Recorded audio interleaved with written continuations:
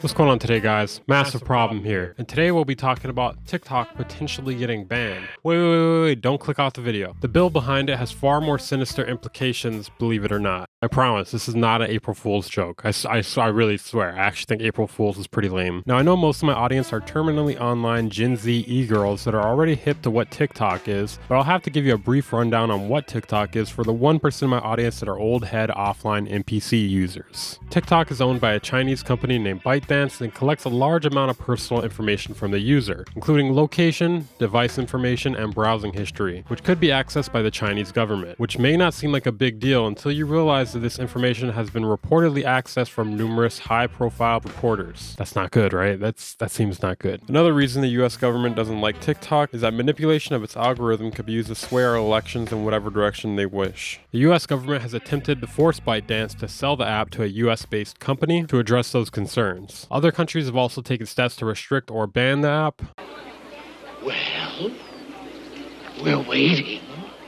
While the exact extent of the national security threat posed by TikTok is still debatable, it is clear that the app's ownership by a Chinese company, as well as the large amount of personal data that it acquires, is still a cause for concern. Internet 2.0 co-founder has gone as far as pulling apart the app's source code to see how it functions on a phone. The permission layers that it requires are significantly higher than what it says it's doing publicly. When the app is in use, it has the ability to scan your entire hard drive, as well as see what other apps are installed on your phone. He also states that the permissions are significantly more than what a social media app would need access to. While this proves that TikTok is harvesting data, they can only see parts of how the app was functioning. They don't have the visibility of what exactly is being pulled. All they know for sure is that TikTok grants permission to pull that data. When the issue was raised with TikTok, they didn't make it clear what the permissions were used for either. Did I mention you also have to give these permissions in order to use the app?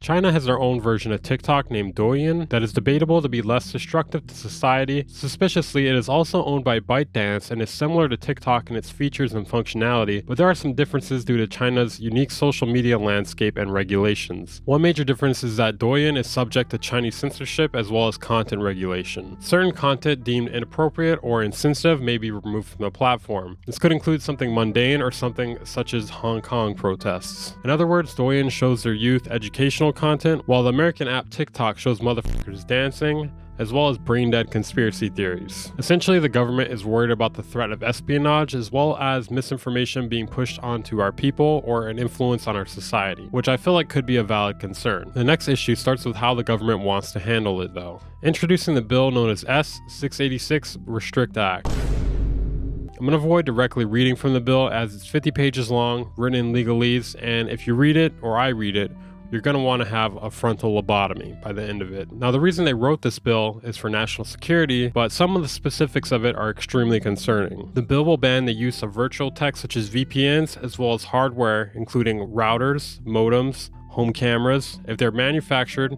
by someone considered to be a foreign adversary or used to contact and deal with a foreign adversary. There are a list of foreign adversaries within this bill, but they are subject to change at any time. So far, this list includes China, Cuba, Iran, Korea, Russia, as well as Venezuela. As many people have heard about the possible TikTok ban, I'm sure just as many people have thought about using a VPN in order to access it. Well, think again, because it'll be punishable by a minimum of 20 years in prison, as well as $250,000 to $1 million.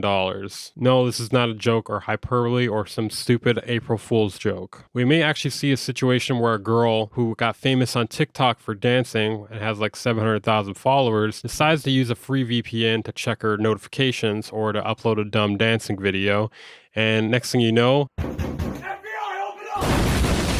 although to play devil's advocate here, Rachel Cohen, the communications director for Senator Warner, stated in an email, this legislation is aimed squarely at companies like Kaspersky, Huawei, and TikTok that create systemic risks to the United States national security, not at individual users. She added, the threshold for criminal penalty in this bill is incredibly high, too high to ever be concerned with the actions of someone such as an individual user of TikTok or a VPN. Will it actually be used in this manner and we are being paranoid for nothing, or is this the start of something much more sinister? The bill gives the government power to monitor devices they consider to be suspicious, which is not too different from what the NSA was doing, except the NSA didn't have laws saying that they were allowed to do it. This will be run by the Secretary of Communication, and he will appoint the people within the group that are helping him run this. And they will make their decisions without having to disclose to anyone what they deem to be a national threat of security. Essentially, to stop what China's doing, we're going to do exactly what China's doing.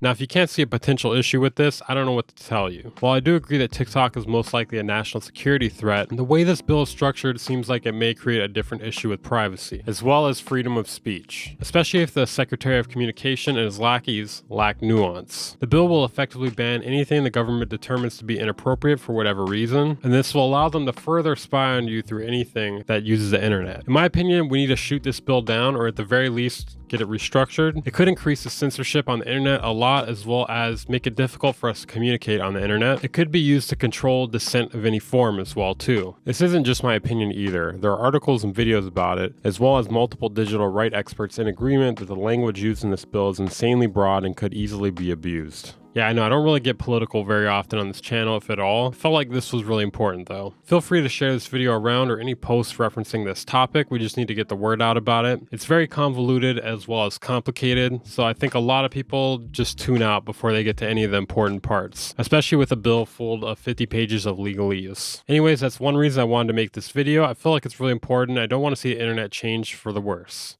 Thank you guys for watching.